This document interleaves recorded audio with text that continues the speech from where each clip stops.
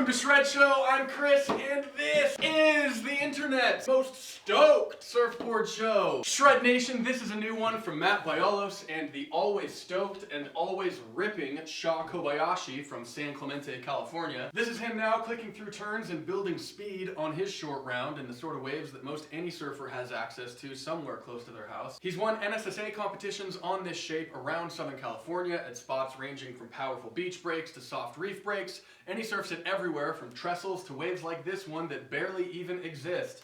We'll show more clips of Shaw ripping later. Single concave comes in quick, deep, very deep single concave. What I'd call a lot of single concave, very slight double concave through the fins. Look up close at around the halfway mark on this board if I can line this up properly. And you really see a lot of single concave, maybe even as much as twice as deep as the single concave that you'd find in a more standard shortboard, something you'd surf longer and more narrow than this. Shred Nation, we know what that can do. It can create more lift on the water so that the board feels like it's surfing more on top of the water as opposed to down in the water. And some would describe a single concave this deep beneath your front foot as an engine for gaining speed, especially on a board that's already this wide. We can see that the wide point in this board is maybe just slightly forward of center. We know what that does. That makes it easier to generate speed when your front foot is forward on that width than if you were on a board that was narrower and longer, because that board would put less surface area in its width beneath your front foot, and depending on the shaper, it could have a shallower single concave in it, something that wasn't as deep. Dimensions on this board are 510 by 20 by 2.5 at 33.03 liters of volume. If you can read up that close, that makes this basically 3 inches shorter than my height. Shaw is 5'4", and the board that he's surfing is 5'0 by 18.88 by 2.25,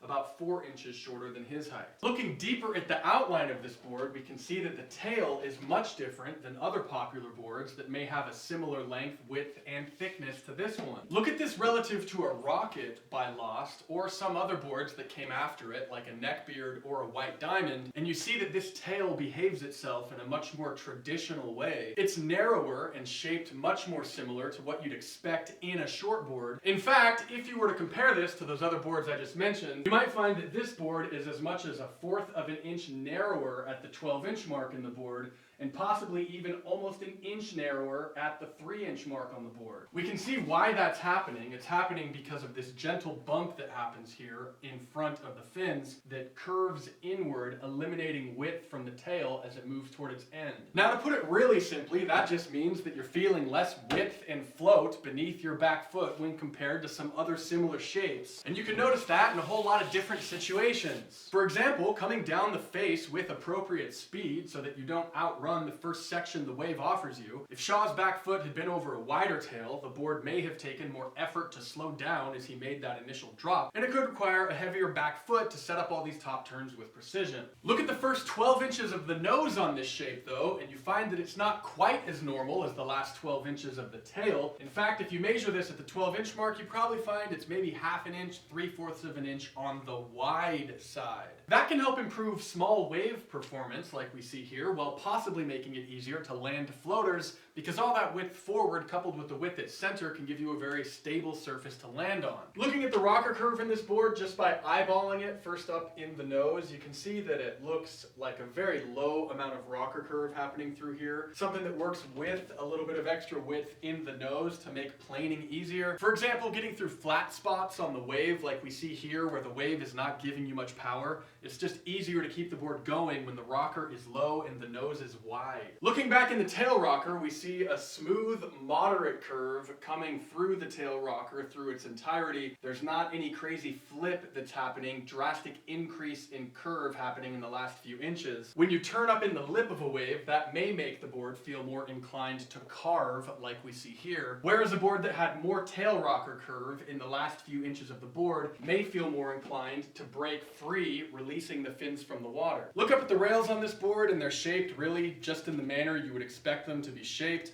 but there is noticeably more beef on top of the rail right through here. If you want to, there's a really interesting way that you can compare rails on your surfboards. This is called a contour gauge, and it works very, very simply. You just take it like this and press it down onto your rail like this. Do it slowly. And then when you take it off, you have the shape of your rail like that, and you can just trace this onto paper, and then you can compare all of your rails across different boards. The fact that this rail has a bit more foam on its top edge right here really just means that it's a little bit harder to bury like this if you wanted to really grind through a turn on rail. But when you have more foam out in your rails like this, the board is much more forgiving of your mistakes. And if you wonder what people mean when they say that a board is forgiving, what they're saying is you can shift your weight wrong in a particular situation and it won't dig the rail and bog the board and you won't fall. When there's more foam in the rails, it's more floaty, so you can make a little mistake and the board can correct easier because the extra foam in this rail will want to pop back up. Now, Shred Nation, we can probably wrap this up by relating the way that this board might feel while you're surfing it to two different things. First off, I think you'd find this a much faster, more immediately speedy, kind of grinding engine beneath your feet feel than your standard shortboard that you'd probably surf maybe 3 to 4, even 6 inches longer than this shape at about the same volume. But compared to some other shapes that might give you similar feelings and also have around the same length and